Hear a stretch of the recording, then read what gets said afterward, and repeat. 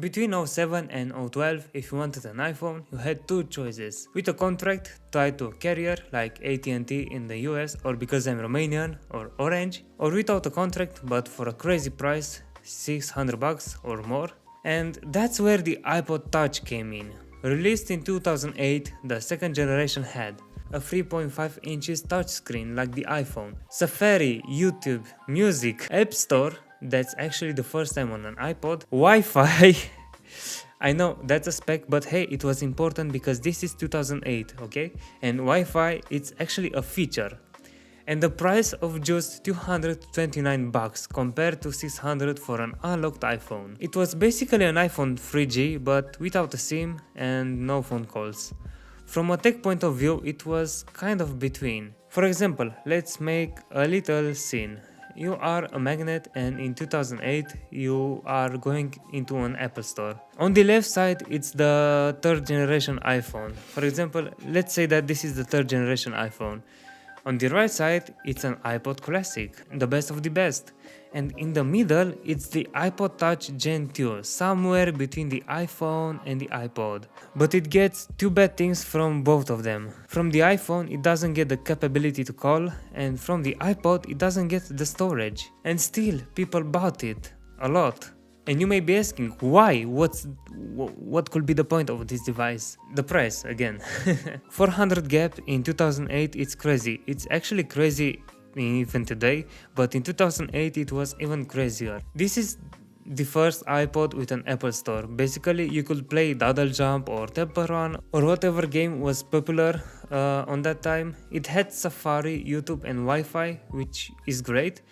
And why is great is because for many this was their first Apple device. This was the first interaction with an iOS device. Imagine you are in 2008 or 2009, you are a 12-year-old and you receive this as a present. You had basically free games, music, Tubu, and that's where the brain rot began, but that's another story. And you get a device that is getting really popular with a shiny back that's actually a fingerprint magnet and a scratch magnet. I mean, you can see where I am trying to point out.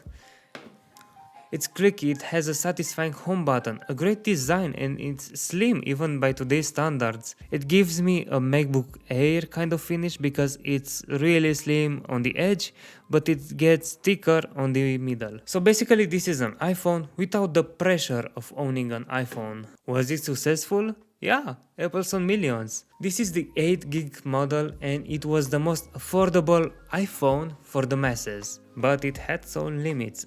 It was low on storage, 8GB, I repeat. It had no camera. I'm not talking about the front one. It's actually weird to not have anything here, but either on the back. It had no GPS, no multitasking at first. I think that's because the iOS limitation. And it had no microphone unless you plugged some compatible headset. And the years went by as iPhones got cheaper. iPod Touch model started to feel unnecessary, and I mean iPods in general. iPhones were getting more common, and the iPhones had a feature that is actually a feature that the companies can't really produce today because it's a really expensive feature and we don't have the technology anymore, called the headphone jack, which the iPods of course had, but the iPhones and because an iPhone was getting cheaper, the storage was getting higher, people saw these kind of devices, the MP3 players in general, kind of redundant. And now these are used only on special things, for example a car music player. And hear me out, nowadays these things are really cheap. I paid $10 for this thing and it has a cable as well.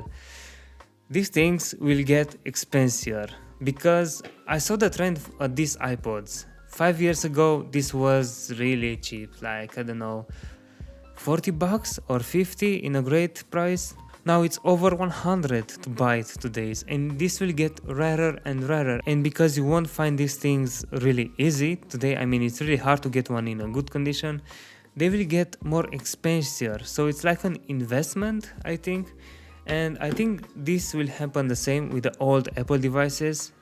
In general, the first iPhone or the iPod or the iPad, to get this kind of device with no scratches and a great actually back, it's kinda rare, and I'm pretty sure that it will appreciate in time. It has a special charm, it's different with that iconic home button and unique design, and the fact that it's an Apple device that has a 3.5 inches screen, it's actually more nostalgic. It makes this even more, I don't know, it's kind of weird to have a phone this small.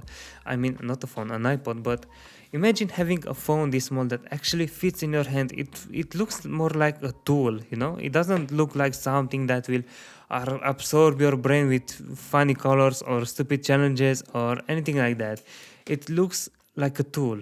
And because of this old OS, it's actually even greater.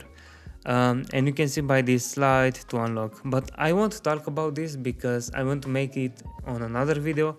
I didn't connect this thing to the internet, I didn't made anything, I just wanted to see if it works, and that's it. I will make another video on how the iOS works on this phone, I mean on this iPod. Because I have found some weird limitations when I was trying to use this thing. I'm just curious to see how this actually works, and I'm pretty sure that the YouTube doesn't work anymore, and I think you can get a feeling why, but yeah.